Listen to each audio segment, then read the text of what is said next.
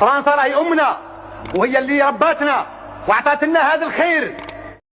إخوان السلام عليكم ورحمة الله. اش واقع في دولة أقوى دولة في المنطقة هي الجزائر، ولكن القجاع فضيحة القجاع هو السبب في الطوابر على المواد الغذائية، والسبب القجاع هو طوابر على بودينات ديال الزيت، والسبب دايما القجاع. شوفوا واش القجاع هو السبب. شرعت مديرية التجارة بولاية ميلا في توفير زيت المائدة للبيع المباشر للمواطنين بالنظر للنقص المسجل في المحلات.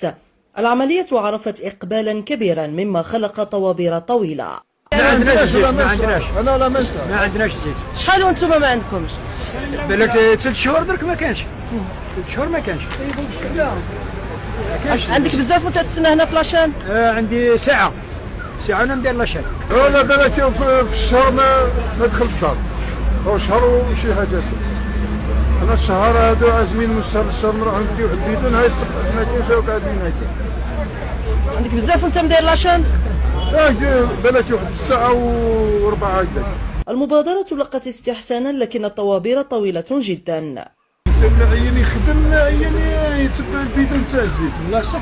زمية كبيرة فيه من المفروض يا يروح يخدم ويروح له البيدون تاع الزيت، يجي من تسمى يخلي الخدمة، هاي راحت له الخدمة، ها ويتبع البيدون تاع الزيت. مديرية التجارة تهدف إلى توفير أكبر قدر من مادة زيت المائدة، وهذا عبر مختلف الدوائر الكبرى بالولاية للبيع المباشر للمواطنين بالنظر للنقص المسجل في المحلات. العملية عرفت إقبالا كبيرا مما خلق طوابير طويلة. ما عندناش زيت، ما عندناش. انا لا مسا. ما عندناش زيت. شحال وانتم ما عندكمش؟ بالك 3 شهور درك ما كانش. 3 شهور ما كانش.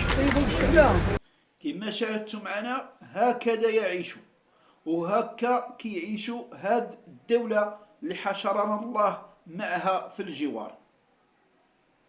ودائما الاتهام القجاع هو السبب، طوابر على العدس، القجاع هو السبب طوابر على اللوبيا، القجاع هو السبب على الطوابر على الحليب، والقجاع هو السبب طوابر على زيت المائدة، الزيت ديال الطياب.